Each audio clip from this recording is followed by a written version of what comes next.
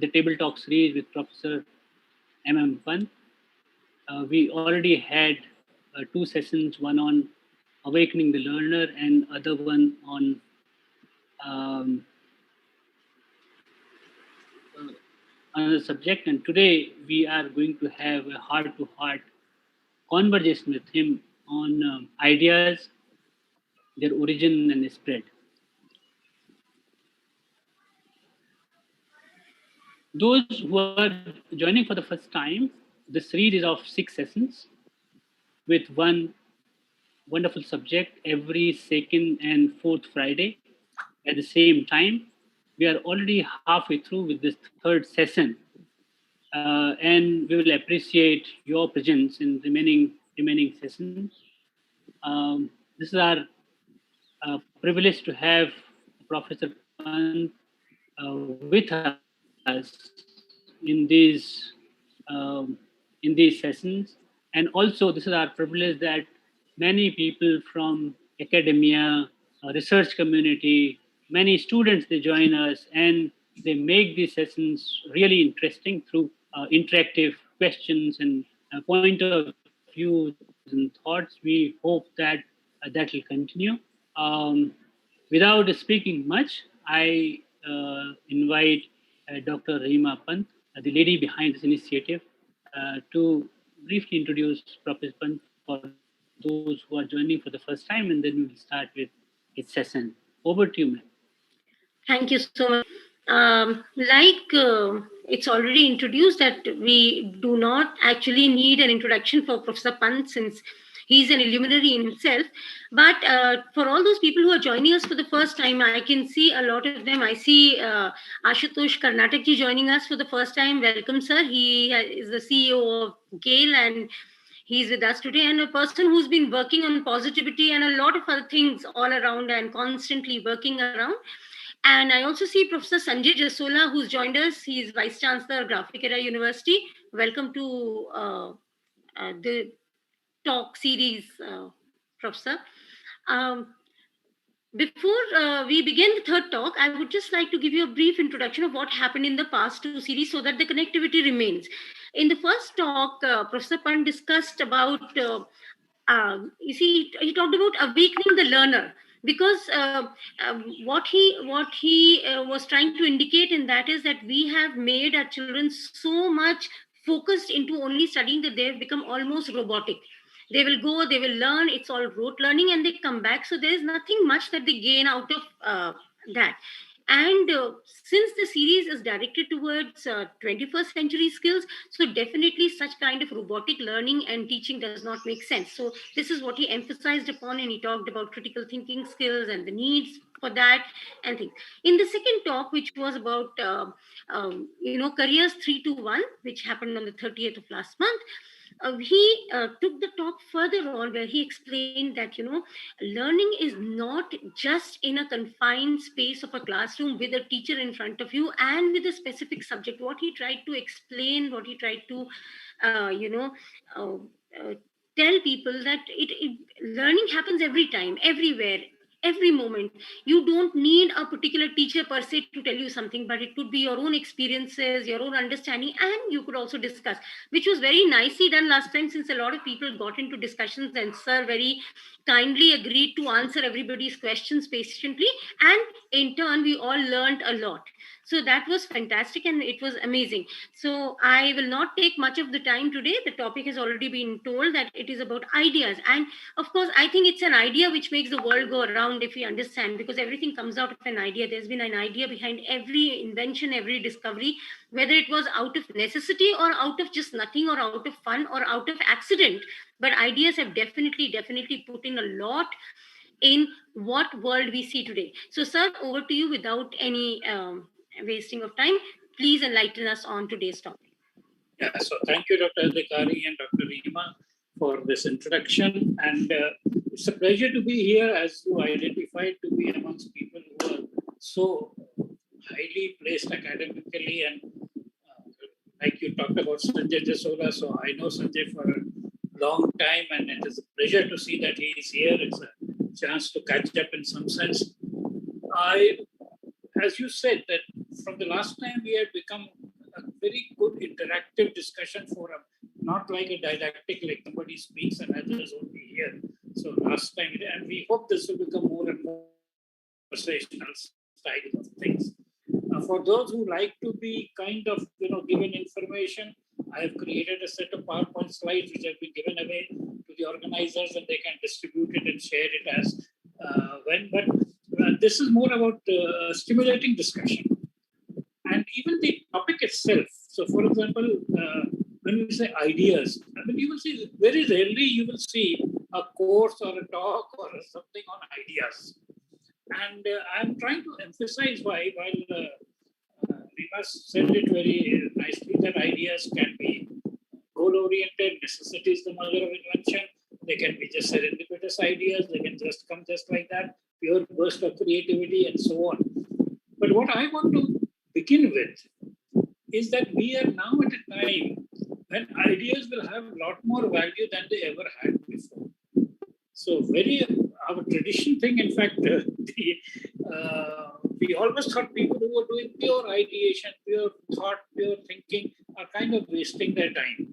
And in fact, philosopher is used kind of derisively. This person is not very practical, he's a pure philosopher kind of a thing. So why have ideas become so important today? And I want to draw serious attention to it. A large part of the crisis that we are facing, and I don't want to name them and get into detail, are because of lack of ideas as to how to go forward. And we try to go forward by going backwards, and then we are surprised that nothing is happening. So to put this in context and not just rhetoric, I would like to share with you a word, Anthropocene. Now, if you have not heard this word, go ahead and see it in the dictionary, Wikipedia, Google. It's a very important word to mark the stage of evolution of humanity. It is actually in the context of geology, that geological ages are given. But what Anthropocene means, that this is an age at which humans are at the center of the planet, so to say, or the world or whatever. Now, why this is important is that it is the year 2020 in which man-made material, man-made mass has just become larger than the natural biomass. So far, there was the natural biomass. We were kind of aligning ourselves with nature, learning to live with the harshness and vagaries of nature. But now we have come to a stage where we are now overcoming that, and the influence of humans on the planet and therefore on the universe also has for the first time crossed over from the traditional natural things that were happening. Now, why this is important is that, and all of you are aware of our modern thing about technology. At one time, we wouldn't even think of the moon as something which was part of our lives. But few decades back, moon has become part of our kind of, you might say, world and so on. And as you know, that if Elon Musk and NASA and all these things have, as I have said very often, our young children and grandchildren will actually go to the moon for their honeymoon. And they might go to the Mars for a wedding anniversary, and so on and so forth. So this is the world for which we have to prepare. And therefore, in this Anthropocene age, a lot of things will be done by humans and will have a huge impact. And all those people who are in a sense opposed to technology and human efforts and back to nature kind of a thing, they're misunderstanding. The point is, when you go ahead and you have the power to change, you have to have ideas as to what change you want. When things were happening and you were a passive observer, you didn't have to do much. You had to just align to the sort of will of God or will of nature or whatever. But now you decide what you want to do. So what kind of a colony are you going to create on the moon?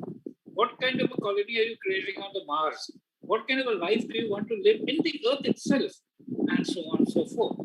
So this is where ideas become so crucial, that everything that is new, you have all the technologies, you have AI and machine learning and quantum computing and so on. What will you do with it? What will you do with it? And there is a very nice book some of you should again read. I have a huge habit of giving you references to books to read because I think that is this thing called Life 3.0 by Max Tegmark. He's a physicist and he has written a very nice book about Life 3.0. Basically, what we are saying is that we are now going to create new worlds, and therefore we must have ideas as to what kind of world do we want to create. In the past, for example, you all know that over hundreds of years, we moved from monarchy to democracy. That was a man-made decision. Monarchy was actually considered almost like it was called divine right of kings, and as if it was always there, and the kings thought they were directly connected to God. If you go to China, etc., the big palaces are very high, and the idea is the king is directly connected to God, and he represents God and does that. So this is the basic reason why ideas are very important, and you can have good ideas and bad ideas. And this is why the responsibility of humans becomes much larger because the consequences are much more. We could be creating a beautiful new world, or we could be destroying what we had if we have not thought through it. And therefore, this topic is very interesting, and I therefore talked about ideas, their creation, and spread. So this is what we want to cover. I created a kind of a structure for it. I want to like creativity. So how do new ideas come from? It is creativity. Ideas also come from interaction between apparently different things. So we use the word cross-fertilization and so on and so forth of ideas, and we let ideas mix and match. What is the structure of good ideas? And then innovation, which Rima talked about. So incremental innovation, and then there is disruptive innovation. Then propagation of ideas. Now, very young people will come up with ideas, they are very worked up. Oh, people might steal my idea, etc.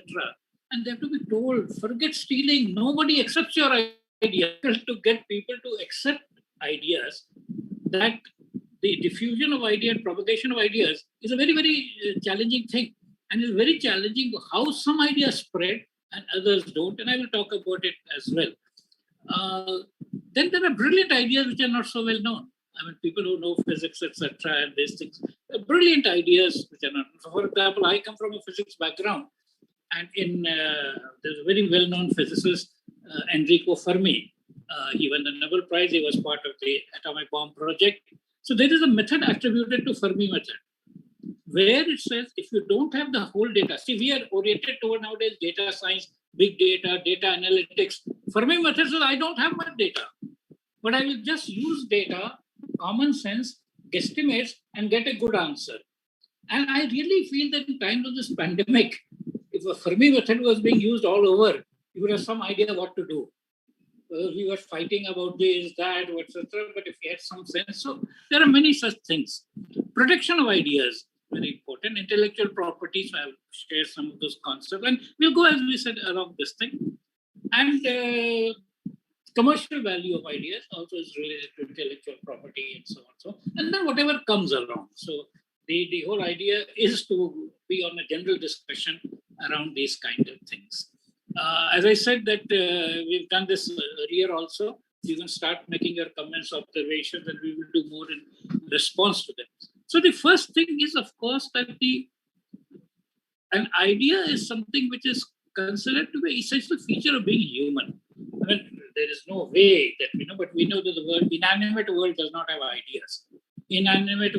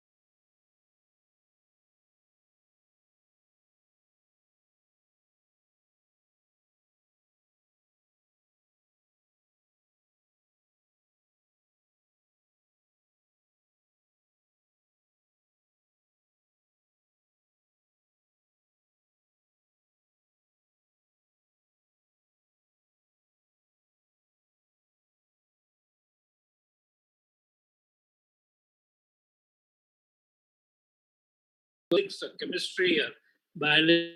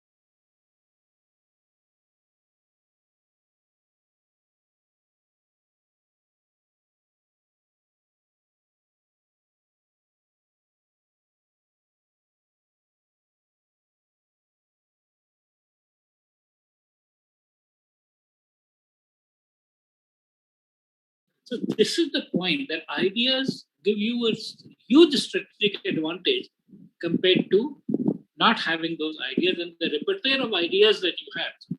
And these are to be discovered, developed, proposed, whatever. And therefore, it is something which can still go on. It is not as if it was done and it is over. Every day you could be creating new ideas in various ways and so on. So, how do you create ideas? One is, of course, this one man idea that you are sitting somewhere contemplating and suddenly an idea comes to you. But more often, ideas happen by engagement. So brainstorming. So like almost like what we are doing here, we get together, say various things, etc., and then find something new comes out. If you want to do this formally, there is something called the Delphi technique or the Delphi technique, where you have a number of people who know that you ask their opinion, you average their opinion, then send them again to each other to revise, etc., and then you can get an interesting thing. Another book I would recommend to you, if you're interested in this, is a book called The Act of Creation by Arthur Koestler. I came across this is a book of 1964. I was at the BSc level when I came into this book, and I was totally fascinated because he was talking of a systematic way of creation. Earlier to that, our impression was creation is something which kind of just happens, like a stroke of lightning. But Arthur Koestler explained, no, it is a series of steps that you do, and it is usually across more than one dimension, and the intersection of that gives rise to creativity. There's another famous person, Mihail, that Czech name. He has a book on creativity. He also talks about creativity. Peter Johnson has a book on where good ideas come from.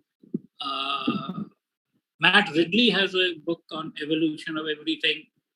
And so, in a sense, while it may look like that, many ideas actually come from existing ideas. Now, I'll go back to a little bit of the technique. See, for example, in mathematics, when you talk of linear vector spaces, you have some unit vectors, and you add those vectors, and you get something new, which is also a member of that vector space. So this is how new ideas keep coming from ideas, and this is very important to understand. So just like in chemistry, you can have chemical elements which combine to create completely new things. So, for example, one of my favorite examples, hydrogen is a combustible gas which burns with a blue flame. Oxygen is a supporter of combustion, but water puts out fire. So look at the amazing thing, the combination of hydrogen and oxygen, one of which is combustible, one of which is burns with supports combustion, but H2O puts out fire. Similarly, sodium chloride. Sodium is poisonous. Chlorine is poisonous, but sodium chloride is the salt of the earth for which Gandhiji did the Dandi March and fought for it. So you see how the same thing with ideas. The ideas might look very far-fetched, unconnected, different, but when they combine, they could create wonders. And in a sense, what I'm trying to say is that if you are doing the chemistry of elements, now is the time to do chemistry of ideas, and that is why the barriers between different subjects is not a desirable thing. Now, in each of those subjects, if you have ideas and you put them together, then you will be able to see that. See, in school we teach physics, chemistry, maths, etc., etc. Is divided. Those people who learn physics, chemistry, math don't learn biology. Those who learn biology don't learn maths. But it's the ideas in each of these fields which will combine to give something new. And again, for those who want to know further, there is a word called morphogenesis. Now, morphogenesis combines physics, chemistry, maths, everything to be able to say how the shape and function of biological stuff is kind of correlated and so on and so forth. So I wanted to kind of say there's another interesting concept with respect to ideas, which I call the valency of ideas. Just like in chemistry, valency says in how many different ways can the same atom go about and combine. Some elements have very poor valency, they don't combine. They are called the noble elements and inert gases and so on. But look at carbon. It combines in so many different ways. Double bond, four bond, benzene kind of a thing, naphthalene, etc. And that's why organic chemistry, biomolecule, all these are so exciting because of the valency of carbon. Similarly, ideas, which can go across many places. If an idea is good only for one place, it has a low valency. But if that idea can be applied to many different places, that has a high valency, and therefore the valency of ideas is also very, very interesting thing. Now, what I will do is I will kind of sort of, now wait for your comments, observations, questions, and carry on the rest of the narration. There are various techniques which we do. I told you, they do Delphi techniques for getting new ideas. They do mind maps to create the structure of an idea. And then, of course, as we said, ideas can lead to innovation and so on and so forth. Yeah, so I'm waiting for questions, comments, observations, which carry on the discussion. Yeah. Can I come in, sir? Sure. Yes, sir. Eid Mubarak, sir, and this Akshay. Eid Mubarak कहोगे तो अक्षय तृतीया की भी बधाई चाहिए. अक्षय तृतीया भी साथ में बहुत बधाई. But I would like to maybe witnessing today, does our education system, the kind of system that we have at the moment, does it kill this this idea generation or idea creation? See, there is no debate on it. See, there is no debate. The education system is designed to kill anything where it could be a threat to the system. So any creativity, any innovation, any new kind of an idea, the education system has been created to create conformists. So there is no doubt, and there is absolutely no question, because I have said this ever so often. We have all got degrees. When you get the degree, what does the Vice Chancellor say? By virtue of the authority vested in me as Vice Chancellor of the university, I grant to you it's all a matter of authority. He doesn't say you and I have been together, we engaged, we fought, we debated, we agreed to disagree, and now you are a worthy, mature person who can be called a university graduate. He says by virtue of the authority. And one clerk from the UGC will send a letter, all his authority is gone. So the whole education system is no longer about learning or development of humans. In fact, as you know, that ministry was called Ministry of Human Resource Development. They've changed the name because they don't even want any, by mistake, any human resource development to happen. So there is this thing. And so I have no doubt. So it is for the individuals to do this. And this will always be. And this is what they're afraid of. This is what they're afraid of, because individuals will think. And if individuals think, they disrupt the system. So, for example, if you look at all these people, look at people who have changed, and sometimes without any weapons, like Mahatma Gandhi. so idea, Victor Hugo is absolutely right on that idea. So, sir, again in continuity, suppose we got to rekindle this spirit of, idea generation, especially among our this young generation and college students and business. So how to go about it? No, okay, so you have to be pragmatic. So that's why the second half of my session is all about intellectual property and making money and having patents, etc. for that. So because that will drive them. See, one is four four basic motivators for people, broadly. One is money, which is a universal motivator. But what happens after you've got a certain amount of money, it may not be a further motivator. So once you are basically met, then you are gone. The other is power, that you are influencing. So, many of these people that we have seen, they may not have any money, but they have power. And I don't know, but I really like that very much. In Chennai Express, there's a scene where Deepika Padukone is going in the train and Shah Rukh Khan meets her, and Deepika is telling that I got now something for you, which have an intellectual property right, which will give you millions, because this is the problem which you solved for the world, and the world will build on that idea, and so on. It can be even on copyright, etc.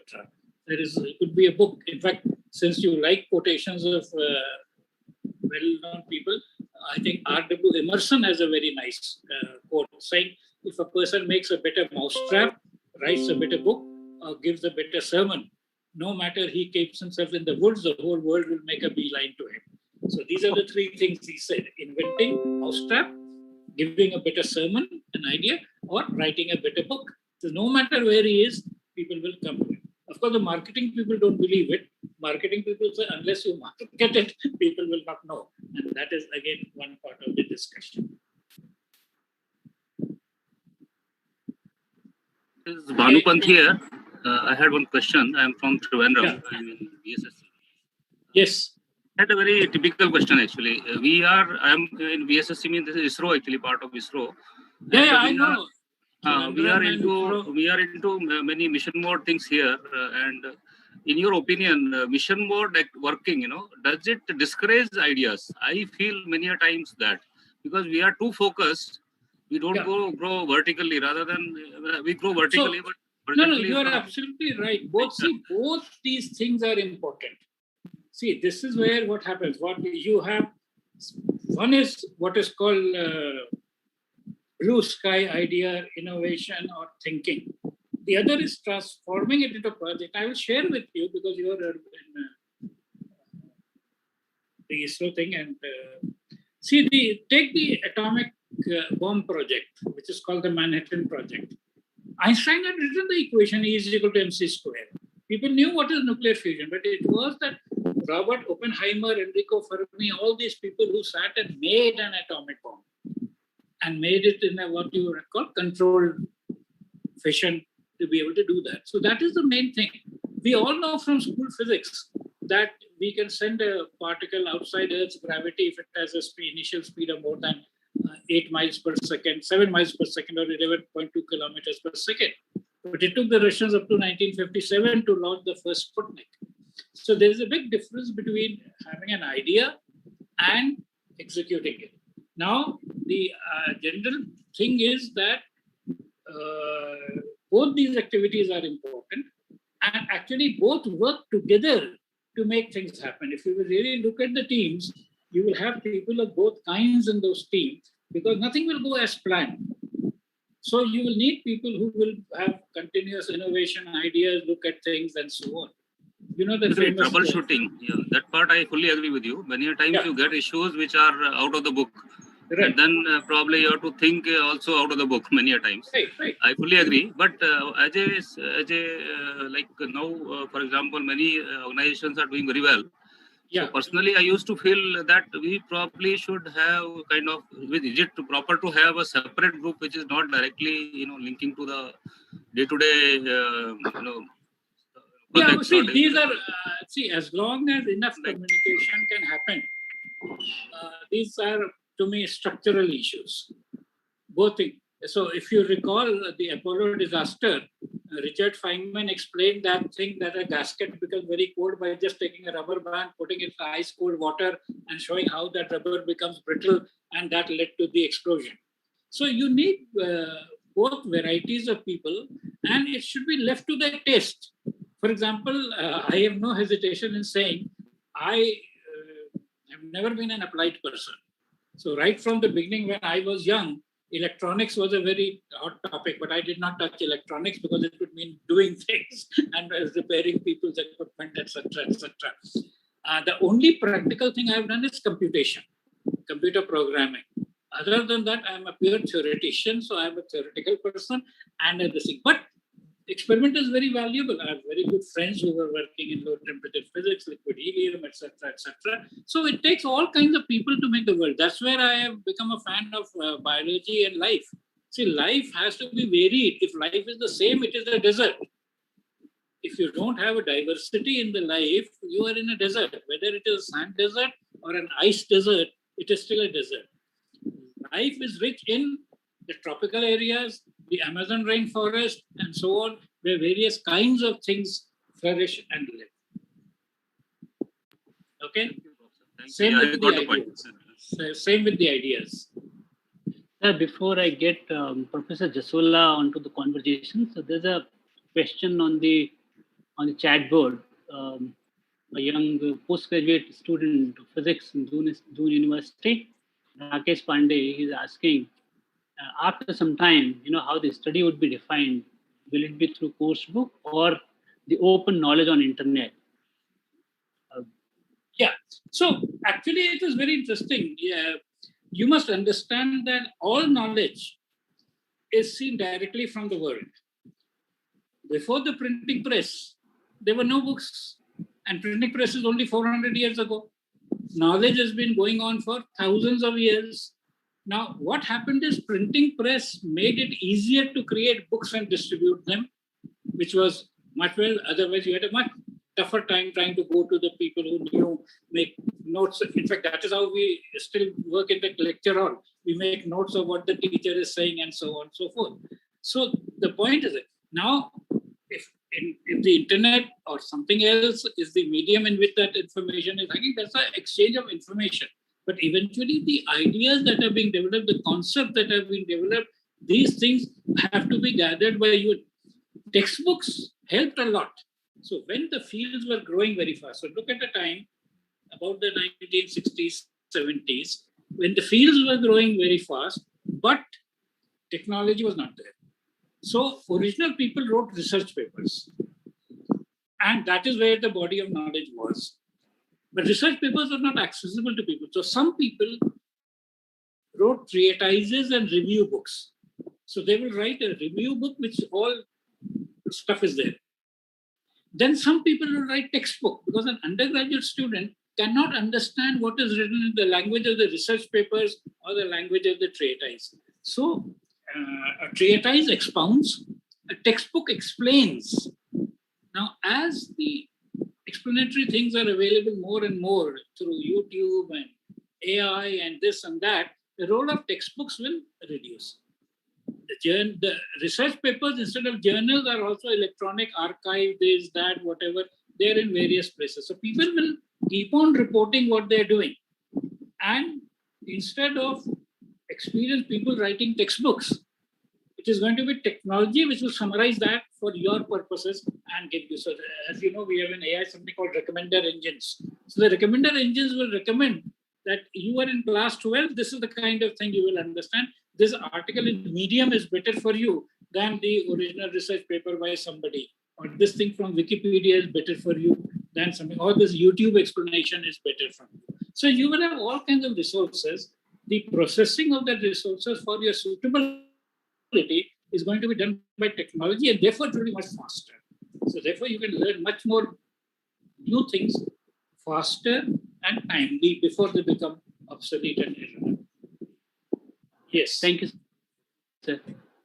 The professors in management, especially strategy management professors, they say more than 70% of ideas fail. So therefore, you have to be very, very careful about your strategy. Yeah. So see, ideas can succeed, can fail, can be reborn after a while. Yeah. See, it is not suitable for the time, but comes back after a greater time. And I'm touching a difficult area here, so won't talk about it too much. Fascism was practically dead after the Second World War. Yeah, it was resurrected today. Yeah. So I want to bring in such a wonderful academic institutions in state of Uttarakhand, multidisciplinary institutions. I want to bring him in because that is the idea that they have taken, right? So they are transforming the whole education system in those hills. Jasola, sir, your point of view, please. Thank you very much. Great, Jasola. Nice to see you. Thank you very much, sir. Sir, it is a pleasure to see you. Professor Pant, Rimaji, Professor Durgesh Panji, and Professor Adhikariji. First of all, a big thank you to all of you for making us part of this table talk. We are really fortunate, and I feel really fortunate to have been associated with Pant sir for a long. And I heard him so many times, and each time I heard him, it has been a treat. Sir, I have a very simple question. You refer to... Simple questions are the most difficult to answer. Okay, sir. You referred to ancient India and you said that we were 1,000 years ahead of all others. Yeah. What went wrong? Were the invaders and the rule by No, others? No. I don't think my theory is not invaders. My theory is simple complacency. See, what happens is that I have seen, and you also see, children and grandchildren of former prime ministers, former this thing, etc. They do not live up to the reputation of them, right? And I'm not talking one, I know more than one. So the point is complacency sets in. And this has happened not only here, it's also happened in Greece. If you look at all ancient knowledge, it is all Greek. But where is Greece today? Bankrupt and no good. Because the pressure to perform. See, it is a very interesting thing. The pressure to do things is either innate, natural, and part of culture. So, like, for example, when you are amongst educated people, research people, you are also working like that. Not pushed, but it is the influence. So there was a time when people were doing all kinds of things in all kinds of fields. Chemistry, science, chemistry, metallurgy, there's so many stories. Then a period of complacency sets in. And then it will only come back when the poor, so there is a very nice interview I saw of various people and they were saying, why is China doing so well? And so there was a Chinese lady who was a senior in management and so on. She said, see, in US, you have MBAs who are leading the thing. We have PhDs. So he was very surprised. You have so many PhDs. He says, no, what I meant is you have MBAs means they are the people with Mercedes, BMWs and Audis. We have PhDs. They are poor, hardworking and driven. So this is the thing. So at some point of time, we lost the plot because of complacency. Even today, I know it's this thing. How many times do we talk about Bharat Vishwaguru, and in the best that we are? So this whole idea of complacency is the problem. So you must have either intrinsic motivation, which can come from various spirit, or you must be driven by success. So in fact, there was a time in the US in the 1960s and 70s when good students in US were not studying hard subjects. They were not studying physics, chemistry, maths. It was for people like us to go and do all that work. So Indians, Chinese, Koreans, all these people, Japanese, these are started coming. And the same thing. So there was, in fact, I was part of the discussion that will the actual native, Americans by birth will have nothing to do with modern technology, modern science, and so on, because they were not studying, they were studying simple subjects. Now, as Japan prospered, the first generation of Japanese after the war worked very hard, became engineers, etc., and so on. But the next generation did not study the hard subject. They studied economics, public relations, international relations, and their next generation, as they became more prosperous, studied music, dancing, and so on and so forth. So this is what happens. So as you progress in economic status, that economic driver is no longer there. Sir, so... Therefore, in fact, so one of the people are asking me actually, so how can we create intrinsic motivation to study? And that is where I told them that you have to make the curiosity come. That rather than the reward for learning, you must have the curiosity. So I said, for example, at that time, there was some school, they had got all this stuff, all the electronic stuff and simulation, they call them gizmos for learning physics. But how do we get them interested in physics? So I said, so you tell them that you are going in the space among various planets, you land on a planet and you want to know about the planet. How big is the planet? What does it do? What are the features? Like we're trying to explore Mars and then get them interested in this rather than straight away telling them in physics we have something called gravitational force, etc., etc. Get them to do this thing. So eventually the idea is curiosity. So the big driver is curiosity. And what happens in our system that while children are very curious, the curiosity is killed by their parents and around people, teacher. So this is the big thing. So now the reason was we wanted conformists. Now what has happened is we want people who will bring up solutions because nobody seems to know the answers. The problem that are facing most people today, nobody really knows the answer. So they're open to hearing about answers from others. But yes, continue. You wanted to say something. No, I wanted to know how can we bring in again back to the system and how the students can get benefited out of it. Yeah, so it is by instilling curiosity. Yeah. And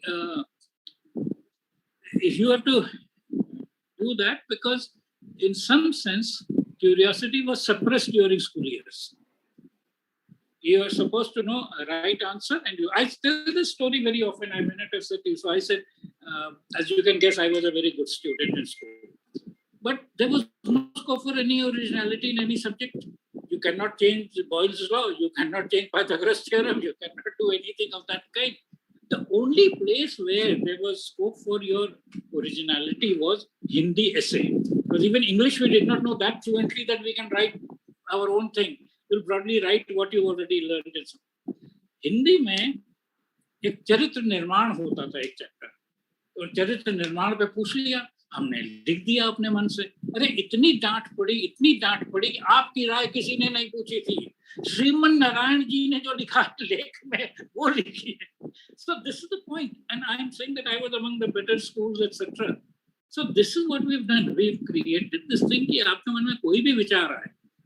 For me, the saving grace was that I was in a very educated household. So I say this very often. So while in school, they're teaching me geometry and saying 3 angles of a triangle become 180 degrees. My father is teaching me Riemannian geometry, why it cannot be, if it is a curved surface, that it is only in a plane surface, that it will be 180 degrees. So this gave the balance to be able to be curious. I have many such stories about university also, but the formal thing is conformity and the pressure to put that. And that is because it is easy. Because when people challenge you, then it becomes very difficult. Then you must also be developed to that level of being able to do that. So this is the simple thing. And the day people decide that they will encourage, there is a simple thing. And children, see, there is a research because I explored that. 4-year-old children ask 300 questions per day to their parents. Yes. So what does the parent do? Now, when you are in school, 8th, 9th, 10th, you will have a lot of questions. But then people will say, this is not relevant, this is not relevant for the exam. Yeah, IIT mein nahi aayega, ye nahi hoga, wo nahi hoga. And suppress rather than saying that, hey, this is another area which you should be exploring. So keeping the curiosity alive is very important. And it is, for me, it happened because I had some teachers who were that kind. So I had that kind of teacher. Also the teachers who would get into this thing. So yeah. Sir, thank you, Jasola. Sir, only a very, very small thing. Since you happen to be an alumnus of IIT Roorkee, now Roorkee University earlier on, you taught at IIT Kanpur. You are on the board of IIT Mumbai, IIT Delhi. You have been associated with several IITs. And as far as our system is concerned, we say it is supreme, everything. And in terms of idea generation, what do you think? Where do we stand in terms of our this IIT structure? Because so many students they are asking, and we have Sagar from IIT Mumbai also is again one of the participants. So what is your take on this? Is this kind of this IIT system that we have at the moment, is it really creating ideas, and it is See, what system? You must look at IIT as a function in time. So IIT in the 1960s and the IIT in the 2020s is as different as Saira Banu in the 1960s and Saira Banu in the 2020s. So the point is that at that time, they had all this thing of creating a new educational institution. Today, it has become part of a massive system and is very different. So I would, in fact, nowadays I very openly say, if you are bright and creative, you should not think of going to IIT.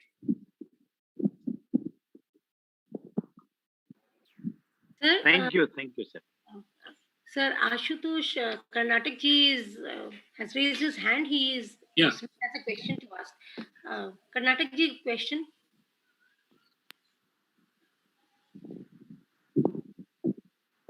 एक minute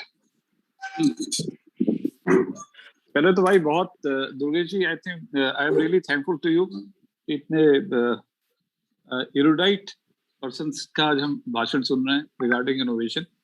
अभी doctor Pant ने बोला था कि भाई they know innovation in और it is very difficult, and somebody has also said कि आजकल देयर इज अ रिस्ट्रिक्शन और सम बैरियर्स, बट मेरे ख्याल से ऐसा नहीं है। मैं आपको बड़ा ही ज्वलंत उदाहरण मेरे को अचानक पॉपअप आया, then I raise my hand.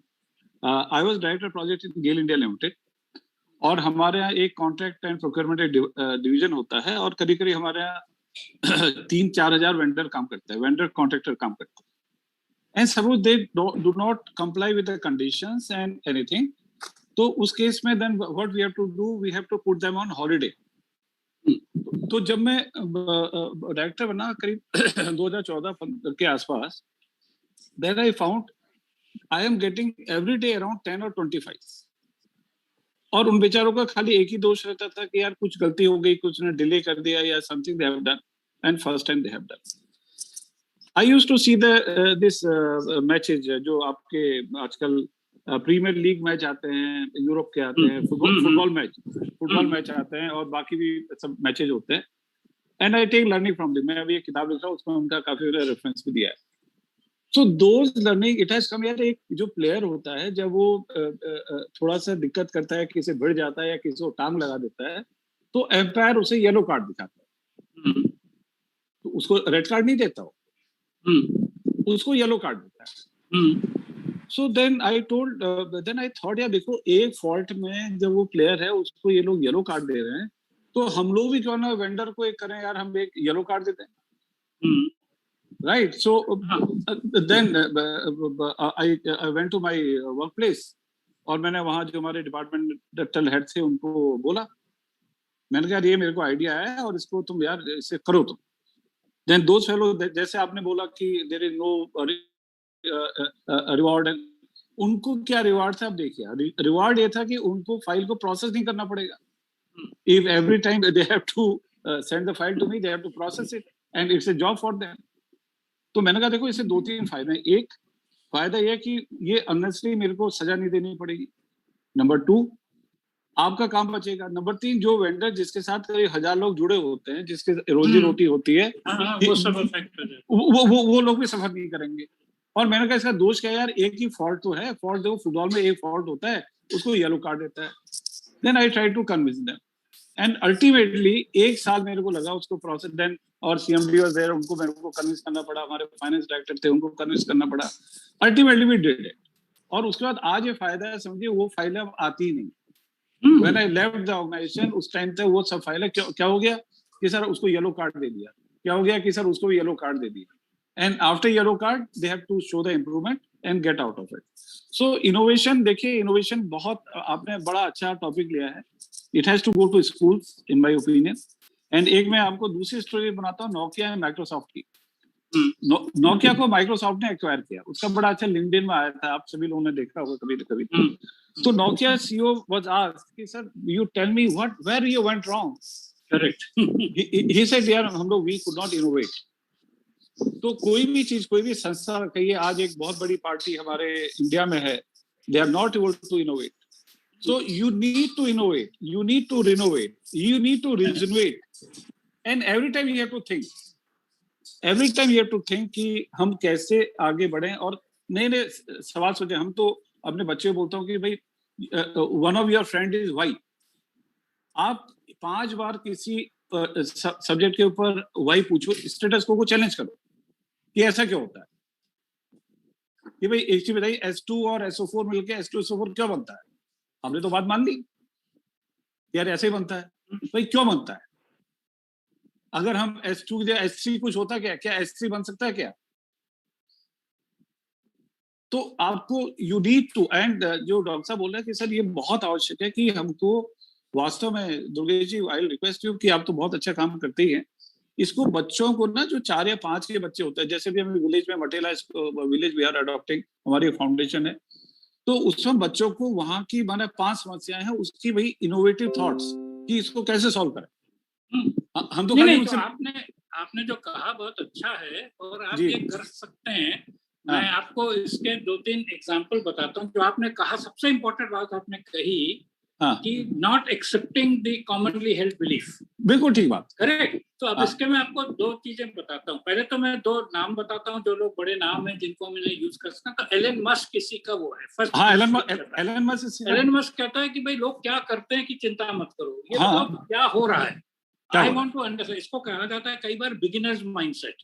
भैया मैं तो एकदम बिगिनिंग से समझना चाहता हूँ.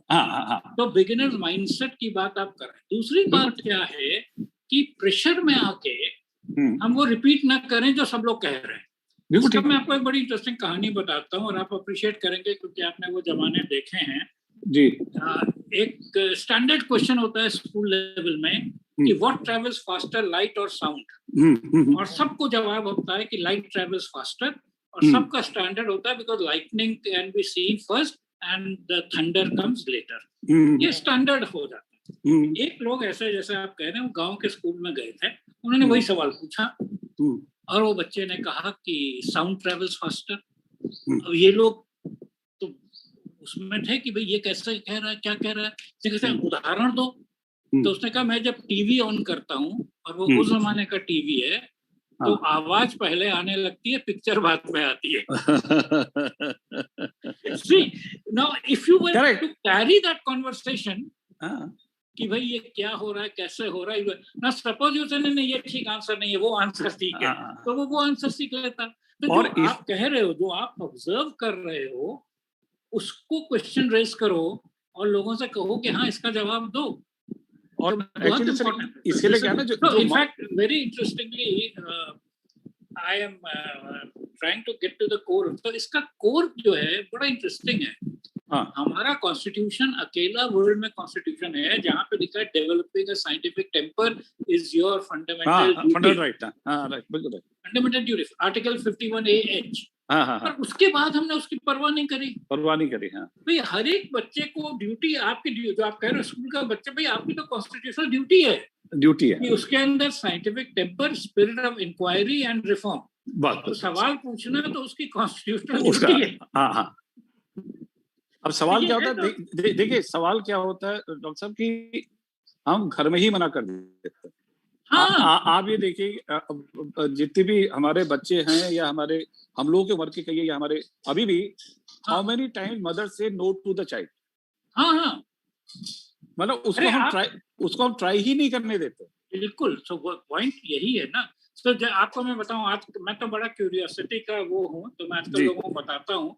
अभी लॉकडाउन के दिनों में इत्तेफाक से लगातार बहुत दिन तक पालक खाया, तो मेरा दिमाग में ये आया कि भाई पालक में कहते हैं आयरन इतना बहुत होता है, आयरन में रिच है. तो ये आयरन पैदा कहाँ से करता है? वो सुनील मित्तल, टिस्को, टेल्को, वो इतनी बड़ी बड़ी फैक्ट्री लगा के ये कहाँ से जमीन में से आयरन निकाल ले रहा है, कैसे कर रहा है? और फिर दूसरा पेड़ वो विटामिन सी निकालता है, साइट्रिक एसिड. तीसरा पेड़ कुछ और निकालता है. तो ये तो सब फैक्ट्रीज हैं. बिल्कुल ठीक है. तो द पॉइंट इज कि you should, if you create that curiosity and then make sure, and most important thing जो किसी ने बड़ा कहा भी है उनको ये समझाओ कि हर चीज का जवाब मालूम होना जरूरी नहीं है। जरूरी नहीं, हाँ। सो आप ये कहिए कि हमको इसका जवाब अभी नहीं आता है, नॉट येट। हाँ, हाँ। और अगर हम ये बताएं कि हमें आता है, नहीं आता है और not yet, then you are creating that impetus to want to know and learn. But वो एक सवाल है। करेक्ट, वो सवाल है। जैसे आज हम सोचते हैं कि साहब देखिए, मैं कई बार ये सोचता हूँ यार, जितनी कंप्यूटर प्रोग्रामिंग हो रही है, ये सब हो रहा है, मेरे को आज तक आंसर नहीं मिला। आज मैं सवाल मन में आ गया कि इसका मतलब ये कहीं ना कहीं तो एग्जिस्ट कर रहा था भाई। कंप्यूटर आज लोगों ने बनाया, बट हाउ। और देखिए डिस्टेंस ऑफ, हम देखते हैं यहाँ से चंद्रमा पे जा रहे हैं, लाखों किलोमीटर डिस्टेंस है, वो यहाँ से सेकंड्स में कैलकुलेट करता है, यानी कि 1 2 3 भी कहीं डिसाइड ही होगा। 1 2 3 कहाँ से आ गया? Sir, I would like to do a time check because we have. हाँ, तो करो। चलो, मैं I just stop now. I will only say. नहीं, I think we have stimulated this thing. That is a good thing. We'll continue. नहीं, मैं क्यों लेते हैं, कहना चाहूंगा कि सर इनोवेशन और इनक्विजिटिव्स बनाने के लिए your mind has to be positive and on that direction of working, and positive mind के ऊपर कभी मौका लगा चर्चा करेंगे। अब आप आगे बढ़िए। Thank you sir, thank you doctor sir. Yes, Thank you, sir. Okay. Sir, you may continue. Yeah, so actually the point was that it is very good that we got this discussion. So now when we talk about innovation, there are two kinds of things. One is incremental innovation, that you are continuously improving whatever it is. So आप देखिए कुछ improve होता रहता है. दूसरा जो important था वो था disruptive innovation. And disruptive innovation में जो सबसे well known नाम है वो है क्लेटन क्रिस्टेंसन का. Clayton Christensen was a professor in Harvard University in management and is famous for his books on disruptive innovation and so on and so forth. So he says कि disruptive innovation जो है वो ये होता है कि शुरू में वो एक चीज ऐसी होती है जो लोग नेग्लेक्ट कर देते हैं, देखते नहीं है. जैसे कैमरा में हुआ था, आपको पता है कोडैक और ये सब लीडिंग कंपनीज थी, कुछ लोगों ने डिजिटल कैमरा बनाया, कुछ ये करे वो करे, उसको लोगों ने इग्नोर किया, लो क्वालिटी का होता था, पर धीरे धीरे वो इतना अच्छा हो जाता है कि वो आपके ओरिजिनल प्रोडक्ट को डिस्प्लेस कर देता है. तो वो उन्होंने करा हुआ है. सो the other thing is that when we look at innovation to solve a problem, so एक तो हो गया जिसको आपने कहा ब्लू स्काई आइडियाज, कुछ आपको हो गया, आपने कर दिया. कुछ ये हो गया कि आपने प्रॉब्लम को सॉल्व करने की बात करी. तो और उसमें जो इस समय की सबसे इम्पोर्टेंट इंटरेस्टिंग एरिया हो गया, that is called complex problem solving. So अभी तक क्या होता था कि हम जब प्रॉब्लम को करते थे तो उसको कहते थे कि प्रॉब्लम को तोड़ सकते हैं अलग अलग हिस्सों में. तो जैसे कार है, आपने कहा उसका ये क्लच है, ये इंजन है, ये एक्सेलरेटर है, ये ब्रेक है, ये है, उन सब का कंपोनेंट को आपने अगर ऐड किया तो आपकी कार हो गई, अगर आपने सारी फीचर्स कर दी. पर कॉम्प्लेक्सिटी थ्योरी में ये नहीं होता. उसमें हम एक वर्ड यूज करते हैं emergence, which says that the whole is not the sum of its parts, it goes beyond that. और ये चीजें जो इस समय हो रही हैं, and especially when we look at life is a complex system. आप ये नहीं कह सकते लाइफ में कि हार्ट तुम थोड़ा 15-20 दिन के लिए चुप हो जाओ तो मतलब किडनी को देख लो. कार में कर सकते हो, कार में मैं इस समय एक्सेलरेटर देख रहा हूँ, इंजन को देख रहा हूँ और बाकी चीज को नहीं देख रहा हूँ. So this is the other problem that the other issue in problem solving is, and ये एक कोलिया की बड़ी स्टैंडर्ड किताब है हाउ टू सॉल्व इट करके, उसमें वो कहता है कि have you used all the data. तो ये कहता है कि अगर आपके पास जो डेटा है और आपने पूरा यूज नहीं किया है तो आपने कुछ हिस्सा छोड़ दिया है. This is opposite of the Fermi method. Fermi तो इंट्यूटिवली कह रहा है, मैं गेस्टिमेट कर रहा हूँ, और ये प्रॉब्लम सोल्यूशन में कर रहा है. जैसे आप समझते ही होंगे, अगर आपको n डायमेंशंस की इक्वेशंस हैं और आपने सारा डेटा यूज नहीं किया है तो आपका सोल्यूशन नहीं निकलेगा. The other important point is that what problem does your idea solve? तो एक तो हो गया कि जनरेट, एक है यूटिलिटी. तो you have to relate, and ये सब काम क्रिएटिव क्रिस्टेंसन वगैरह ने बहुत कहा इस पे कि आपका आइडिया सॉल्व क्या कर रहा है, क्या प्रॉब्लम सॉल्व कर रहा है. तो वो एक है important. I also want to share with you one interesting idea which is attributed to J.B.S. Haldane. So J.B.S. Haldane is an entomologist, biologist, London based थे, लड़के इंडिया आ गए थे, जादवपुर यूनिवर्सिटी में रहे थे. उनका एक ऐसे है on being the right size. I would urge all of you to who's interested कि इसको गूगल कर लीजिएगा on being the right size by JPS Haldane. वो बहुत इम्पोर्टेंट कहता है. वो कहता है किसी भी ऑर्गेनिज्म के लिए, ऑर्गेनाइजेशन के लिए एक अप्रोप्रिएट साइज होती है जिस पे वो बेस्ट कर सकता है. आप उसको बहुत बड़ा कर देंगे तो वो टूट जाएगा. It will fall under its own weight. बहुत छोटा करेंगे तो वो वायबल नहीं होगा. और ये बात उसने बायोलॉजी से शुरू करी है, लेकिन पॉलिटिक्स में भी जाती है. हमने अपने यहाँ ही देखा है कि हमने बड़े बड़े स्टेट्स को छोटा स्टेट्स कर दिया और बहुत इफेक्टिव हो गया था. महाराष्ट्र से गुजरात निकाला था, पंजाब से हिमाचल निकाला था, अब तो हर स्टेट में दो कर दिए थे. यूपी से उत्तराखंड निकाला, बिहार से छत्तीसगढ़ निकाला, वो निकाला. सो द पॉइंट इज कि there is a size at which it is optimum. ये बहुत इंपॉर्टेंट है, which is basically saying that you look at what are the forces which unite and the forces will divide, and at what level do they become optimal. The other point that I wanted to draw attention to the बात हो रही थी कि हम लोगों को कैसे encourage करेंगे, तो उसको हम कह रहे हैं कि intellectual property rights होते हैं जिनसे हम ये कर सकते हैं. So people who have done something new can create intellectual property rights, and जो well known है वो 3 है: trademark, patent, copyright. Trademark fortunately ऐसा है कि वो कुछ और नहीं चाहता. वो चाहता है कि आपने कोई अपनी यूनिक आइडेंटिटी बता दी कि ये है. जैसे Coca Cola is a trademark, Pepsi is a trademark, Nirma is a trademark. तो आपका वो ट्रेडमार्क है, उसके अंदर आपकी जिम्मेवारी है, आप क्या बना रहे हो, क्वालिटी कंट्रोल कैसे करते हो, ये वो आप और भी उसके अंदर ले सकते हैं. Copyright is on any original work.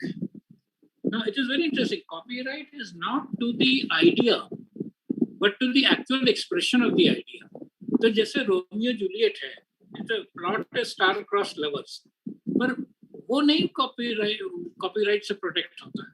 Exact Romeo Juliet protect. आप उसके सिमिलर लाइंस पे हीर राजा बना दीजिए, सोनी माहिवाल बना दीजिए, पुराना बना दीजिए, आप कई बना दीजिए, उस पे कॉपीराइट हमें उस पे प्रोटेक्शन नहीं है. जो आपने स्पेसिफिक कैरेक्टर बनाए उस पे प्रोटेक्शन है.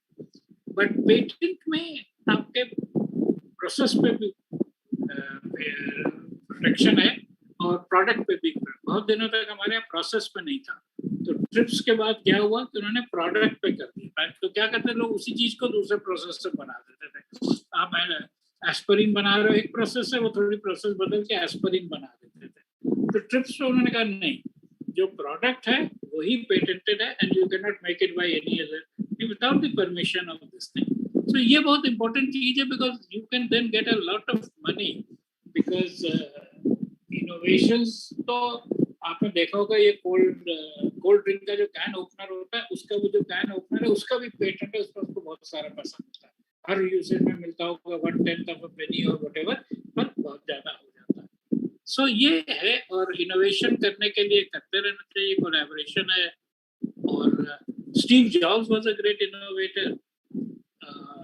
Edison was a great innovator. Elon Musk is a great innovator. और इसको दोनों तरह से कर सकते हैं कि सिस्टमैटिकली भी कर सकते हैं. सो इनफैक्ट एडिसन ने तो मेंलो पार्क में लैब बनाई थी जिसका नाम ही यही था कि डिस्कवरी और इन्वेंशन करनी. So there are charge discoveries, there are goal oriented. तो जैसे उन्होंने कहा था कि आप प्रोजेक्ट ओरिएंटेड, गोल ओरिएंटेड भी करते हैं, वो भी होता है. दोनों चीजें होती हैं और कई तरह की चीजें होती हैं. So this is basically what I wanted to say as a survey, and any more comments, questions, I'll be happy to respond to it. Any ideas? मैंने वो presentation में बहुत सारे दिए हैं, myths of innovation and Clayton Christensen का काम, का एक blue ocean strategy है जो INSEAD के प्रोफेसरों ने बनाई है. वो कहते हैं जहाँ पे सब लोग लड़ रहे हैं वहाँ पे मत करो, एक नया आइडिया लो और कोई ऐसी चीज करो जो ये लोगों ने करी है. फिर बाद में और लोग उसको कॉपी करने लगेंगे तो वो भी फिर रेड ओशन हो जाएगी. रेड ओशन इज समथिंग जिसमें सब लोग compete कर रहे हैं, being slightly better, slightly different and so on. Finally मैं आपसे टच करना चाहता हूँ on diffusion of innovation. So innovation होता ही ऐसा नहीं होता सब लोग ताली बजा बजा के क्या बढ़िया आइडिया आपने दिया. Actually 99% आपके आइडिया को मानने को तैयारी नहीं होता. मैं दूसरे की बात छोड़ दीजिए, मैं अपनी 2 कहानियां आपको बताऊंगा और एजुकेशन रिलेटेड. सो बहुत साल हो गए, अब तो 20 एक साल हो गए होंगे, दिल्ली सरकार को मैंने एक ये आइडिया दिया था, क्योंकि मैं ओपन यूनिवर्सिटी में था, ये सब था, वो सब था, इंटरनेट तो दिल्ली में काफी आने लगा था, साइबर कैफे काफी होने लगे थे, तो मैंने दिल्ली सरकार को उनकी रिक्वेस्ट पे, उन्होंने रिक्वेस्ट की एक प्रोजेक्ट रिपोर्ट बना के दी कि इंटरनेट बेस्ड यूनिवर्सिटी दिल्ली के लिए बना दीजिए, कि लोगों को दुनिया भर में जाना नहीं पड़े, नियरेस्ट साइबर कैफे में जाएं और वहां से अपना कर। आइडिया अच्छा लगा था, लेकिन फाइनली जब वो फाइनल मीटिंग हुई जिसमें चीफ सेक्रेटरी दिल्ली सरकार के थे मेन कंट्रोल करने वाले, उन्होंने कहा this is such a good idea, why has nobody else done it before, even Chandrababu Naidu has not done it. मैं आपको फर्स्ट टाइम कहानी बता रहा हूँ, कोई इधर उधर की कहानी नहीं। अब मेरा कोई ऐसा इंटरेस्ट नहीं था, मैं उनको दे रहा था कि भाई बच्चों के लिए अच्छा, मुझे कोई वो यूनिवर्सिटी चलाने में इंटरेस्ट नहीं था, ये नहीं था, but this is how ideas are killed. आज की तारीख में अगर आप देखिए तो कितना आसान होता है कि वो मोबाइल के थ्रू, इसके थ्रू सब करा होता है यूनिवर्सिटी, और एक दिन ओपन यूनिवर्सिटी बनी ही ना। इसी तरीके से आपको पता होगा छत्तीसगढ़ स्टेट में एक बार उन्होंने state universities act, private university act बना दिया था, जिसके अंदर बहुत सारी यूनिवर्सिटीज बनी है। अब वो यूनिवर्सिटी पैदा भी नहीं हो पाई, अपना काम दिखा भी नहीं पाई, कि यशपाल साहब ने सुप्रीम कोर्ट में जाके सब कोर्स कर दिया। इसको यूनिवर्सिटी नहीं कहती। यूनिवर्सिटी वो होती है जो नालंदा और तक्षशिला जैसी होनी चाहिए। अगर ये प्योर इंटरनेट पर चलने वाली यूनिवर्सिटी है तो ये यूनिवर्सिटी नहीं होगी, और सुप्रीम कोर्ट ने उसको कर दिया। और इसमें भी नहीं किया, एक टेक्निकलिटी पे किया कि हर यूनिवर्सिटी का अलग एक्ट होना चाहिए, एक ही एक्ट के अंदर इतनी सारी यूनिवर्सिटी नहीं बन सकती। मतलब क्या तो ये तो दिक्कत क्या है कि इनोवेशन, तो इसमें बहुत अच्छा काम किया है एवरेट रॉजर्स करके एक प्रोफेसर है, उन्होंने इस पे काम किया। he was a very interesting person, he was from a farming background but became an academic professor। तो उन्होंने कहा ये जो फार्मिंग की गुड प्रैक्टिसेस होती हैं, इसको अडॉप्ट क्यों नहीं करते बाकी farmer. so practices are known, only a handful of them do that। so then he created a categorization of people which were called early adopters, late adopters, etc। so एक bell curve जैसा होता था। तो वो है finally ideas के spread में जो इंटरेस्टिंग था वो एक रिचर्ड डॉकिंस नाम के आदमी ने करा था। Richard Dawkins is a biologist, he is also anti God and etcetera etcetera. उसकी 1970s की एक किताब थी the selfish gene. It is very interesting because selfish gene was in a sense challenging Darwin's evolutionary theory in a very subtle way। so Darwin की evolutionary theory discussion में भी आ रहा, in some it was survival of the fittest to changing environments।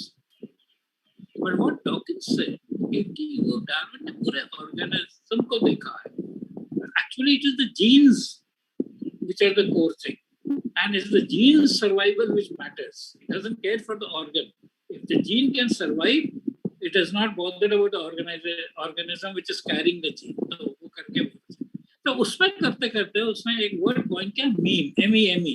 उसने just like genes are biological material which move from one to the other, memes are ideas which move from one brain to another without much effort, and they become very popular, they have no resistance। उसने example दिया था कि for example the idea that eventually goodness will prevail। It is कोई evidence नहीं है, but we all like the idea that goodness should prevail। I mean, your life is showing you all the evil people succeeding, evil people prevailing, but you like to believe। So इसको वो meme कहता था। Internet के जमाने में meme बहुत popular होता है। So इंटरनेट में जितनी चीजें वायरल होती हैं वो मीम होती है, but वो ओरिजिनल उसका जो है रिचर्ड डॉकिंस का वो आइडिया था। Richard Dawkins now is more famous for God delusion and so forth।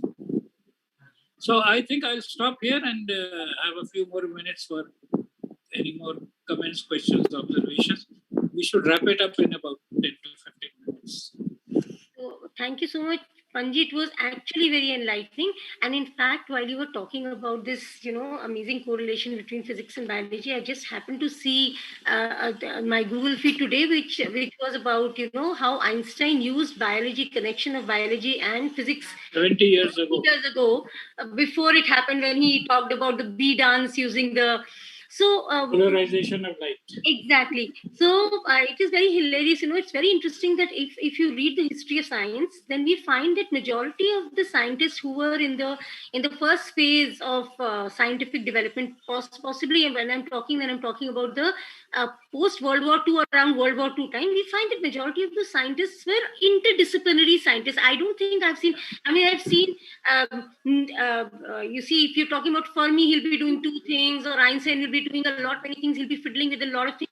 So many physicists were doing biology and chemistry, or looking into chemistry and biology, which is very interesting. And which not only Einstein, Schrödinger has a book on what is life. Very true. Schrödinger also. So what? And basically, and I think there is some fascination of quantum scientists, quantum mechanists actually, who have had a lot of, they have always played around with various other things. And they've tried to gather things from surroundings somewhere, which is interesting. And I think somewhere you are right, somewhere we lost all this. Probably we were very complacent, or also because probably, we thought that we needed that economic growth. And so we became so mechanical. Somewhere we lost this idea of accepting wrong things, of taking failures with a spirit. I think just a couple of days back, 2-3 days back, one of my friends wrote back. She is attending a seminar somewhere in Dubai, where they talking about allowing the children to fail. No, that was something very natural. It should come, let a child fall 5 times before he rises. But we, I think, somewhere have just stopped this. We have given him a holder, we have given him a standing bar. Okay, walk with a bar, put down your kneecaps. Why can't he just go and bruise his knee twice when he falls from a bicycle? He'll always never fall down next time. It's so simple. But I think we have made it so secured, and we have made it so protected, that we do not even allow ideas to come in or go out. We have put a filter around everywhere. And this probably is the time when we need to take it off. So there was another question here from a boy, which was again talking about learning disabilities. He has a very sad question to ask. He says, "Sir, I'm a research scholar. Can you clear my doubt regarding my learning? This is my opinion. Whenever any subject we cannot understand, then that particular subject problem is converted to a disability, and it becomes a learning disability."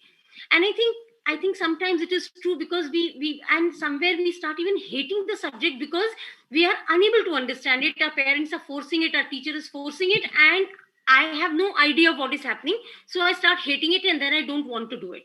And then possibly one, now with this new, cliche which is coming, learning disability, everybody wants to take up a learning disability tag and say, because I don't understand, I'm differently abled, I don't get this. So yes, I think, sir, thank you so much for what is there. Is any other question if somebody wants to ask? There's a last question. Anyone else? No, I guess. Good evening, if I may be allowed. Good evening to all. Good evening, respected Pant sir. This is Vishal. I'm from Graphic Era Hill University. And sir, it takes me back to one of the memorable sessions which I happened to attend, in which you did mention about Einstein talking about the questions remaining the same and the answers changing. Yes. As we train our students in today's era, here I specifically mention about the management students. So post-pandemic, sir, what is the velocity at which you see the answers changing? Maybe it is the trajectory that I've come. For me, the post-pandemic world is a world driven, which is highly digitalized, maybe hyper-digitalized, driven by artificial intelligence applications. Every field you're going to talk in management, for example, marketing will be very much by AI, driven by AI. Many of these things, manufacturing obviously is done by AI. And what I say, and Rima just talked about it, in this 5 to 10 years, you will see a quantum aspect to it. So everything that you say digital, then you say AI, now you will say quantum. And I will give you an example. For example, Internet of Things is all driven by a number of sensors. And these sensors have a certain level at which they are able to sense or measure whatever they are measuring. Now we are going to see the age of quantum sensors, which means they will be measuring at a much smaller level and a much more accurate level. You'll also be seeing something called quantum internet, which will be secure. So all this hacking, you have heard that in US, the entire gas supply line has been hacked by the people and so on and so forth. So you will have hacker-proof networks because of the inherent fields of quantum information theory and quantum internet.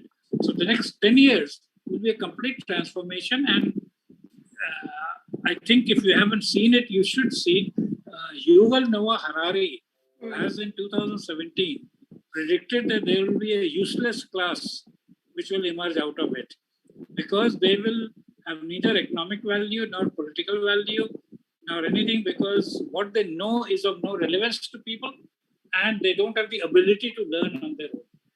Even machines are learning on their own. You know that one of the latest things is that earlier we had to program computers, then we had computers which can learn by themselves. Now you have software which can learn on its own. Robots can learn on their own, and so on and so forth. So it's a very exciting kind of a thing, and it's a will divide people into two classes: those who will be highly accomplished and therefore will be very well financially and politically and etc. And there will be a whole long tail of people who will not fit into the new world that is coming. It is the story of evolution once again. I mean, if you remember evolution, so many species disappeared in the process of evolution. Even we as Homo sapiens survived, but then the other ones, Neanderthals, disappeared. So when Homo sapiens are going to get into the next level, you would say Homo sapiens 1, Homo sapiens 2. So Homo sapiens will succeed and Homo sapiens will vote. So that is the way it will go. Thank you very much, sir. It is always such a great privilege to attend to your session, sir. Thank you. Thank you so much. Thank you. So there's one last question from Utkal. Utkal, would you please switch on your video and could you ask your question, please?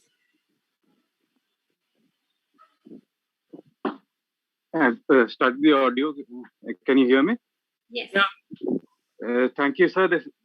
Though there are many questions, there's one particular point that I wanted to discuss with you, is about one of the biggest hurdles in my experience to ideation and innovation that I have seen is risk aversion. Yeah. Being in the corporate world, especially in the IT world. And I felt so more in the Indian context, in Indian companies, than in the American companies. And because in case of innovation, you got to invest. So 9 times out of 10, your idea is going to fail. Yeah. And that willingness to invest, I found lacking in Indian companies more than in American companies. Yes. Companies like 3M, we can see the example of how they innovate and reward innovation. And similarly, in the IT companies, one of my main thrusts had been on developing products rather than focusing just on services. I'm talking about the 90s.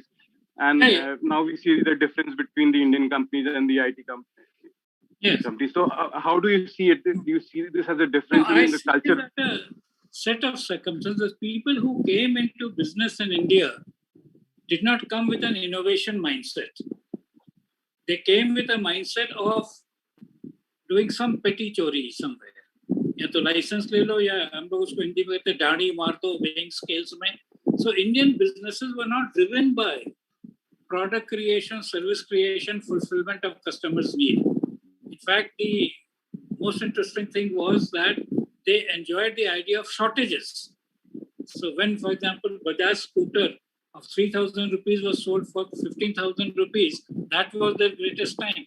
When the Fiat car was for 10,000 rupees, was sold for 70,000 rupees, that was the greatest time. Most of the people who have come into Indian business have come into this kind of thing. When they came into export thing, they came through the route of under-invoicing, over-invoicing. So the idea of creating products that will serve and will compete is completely remote to them. And risk-taking is totally ever. They want the money before they've done anything. So there is no question of risk-taking. The Indian businessman typically wants the money upfront and provide the services later if he has to. Otherwise, he will run away to England or whatever. So there is absolutely no problem because the business class did not come from the knowledge class. In the US, etc., it was very different. The society encouraged that. You know, Stanford University, all of these people created, they invested. Even if you were doing a startup, you were paid. You did not have to do it from your funds. Somebody would pay you for that and they would prosper. That is why it is called an ecosystem. So very often when people say, why can't we have a Google? Why can't we have a apple? Why can't you? Because we just don't have that culture. Thank you very much, sir. Thank you. Thanks, Utkal. Thanks for that question. I think this is the time when we, as rightly pointed out by Professor Pant and others also, start questioning status quo. Think a lot more about ideas without worrying about successes or failures, and innovate. So that is the one word that we have to sort of work on. Thanks to everyone out there in this gathering today. It was so wonderful conversation on ideas and also innovation, other stuff. We will meet again on after 2 weeks, but before that, I would request Siddharth Madhav to propose a vote of thanks before we conclude. Siddharth, over to you. Yeah. Yeah, good evening, everyone. And just before the vote of thanks, I just had a small question.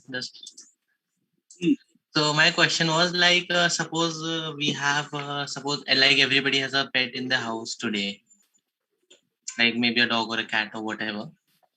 So when we teach the pet how to like sit, and when we teach the pet how to shake hand or how to sometimes stand on two legs, and the same thing we teach to a child also who is maybe 3 or 2 years old, like some of the basic common things.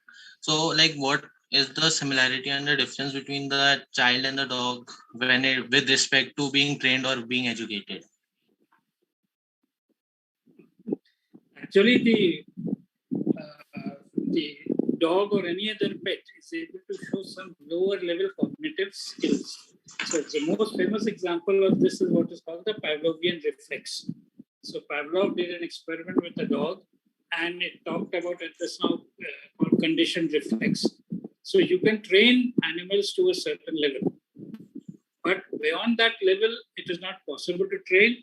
But it's very interesting that you raise the issue, because I say that most of our schooling for humans is done as if we are training animals. And the way we try to teach children is almost the way we treat dogs and cats. And in fact, when I was in school, our teacher used to talk to us as if he was a lion tamer. He said, I have tamed lions in this class. You are tamest of the lot. So thinking that we are a dog trainer, or if you go to carefully, you will know that the person who trains a horse is called a horse whisperer, because he actually whispers in the ears of the horse and does something to the horse, and then the horse learns it. So this is the problem. That is simplest level of conditioning that can be created. And today, you can create that in robots as well. What we expect humans is, as we just now said today, one of the things is the ideas. The other is abstraction. The other is various kind of things. So human intellect is of a higher order, which even computers are not able to do today. So this is if you will call this a continuum of intellect, then plants have almost zero. They can do a little bit of responding to the sunlight and move in the direction of the sun, etc. You will see that if you go around the coastal area of India, you will see all these huge palms towards one side of the sun. So, but that's whether it's learning or not, we don't quite know. Animals can have various levels of learning, from these things to dolphins have even taught some simple arithmetic, and they've experimented. So they've been experimenting with what we do. Apart from Pavlov's experiment, there's an experiment called Kohler and the apes. So where Kohler kept some apes in a cage, and he kept bananas on top, and he kept a rod somewhere in between. Eventually, the apes were able to use the rod to get to the bananas at the top. It's a simple kind of a correlation. But then beyond that, it becomes more difficult, and it is humans who are able to process this large amount of information, knowledge, and variety. And if you've taken any interest, Howard Gardner's theory of multiple intelligences talk about various kind of things that we're able to do simultaneously. So as of now, we think that is the most superior, but I have in principle nothing to dispute that one day artificially created intelligence may become better than biologically created intelligence. Today, we don't like to hear of that idea, but there is no reason why it can't be done. Artificially created things can move faster, they can fly, they can jump. There is no reason why they will not be able to do that as well. So this is actually the biggest thing. So the biggest challenge today is the brain. So how does the brain work? More specifically, how does the human brain work? That is the important part. And especially when you come to the final action. So the same set of material is producing an Einstein, is producing an Elon Musk, is producing other kind of a thing. The biological element is the same. What distinguishes them? Sometimes we say it is the training, etc., which distinguishes, but there is more to it in that sense. There were some people who believed that they could do that. So John Dewey, the American psychologist and educator, said that if you tell me what you want the child to be as a grown-up, I can make him either a villain or a saint or whatever by appropriate training. So that is the thing. So thank you. And so thank you everybody. And first of all, I would like to thank all the researchers, the students, and all the teachers and educators who have joined us from different industries and institutions for this wonderful table talk. And I would like to thank Professor M.M.Pant, the tech guru of 2021, for delivering such a wonderful talk. And we'll now be meeting on 28th May. So till then, goodbye, and please stay home and stay safe. Thank you. All the best. Thank you so much. Thank you very much. Thank you so much.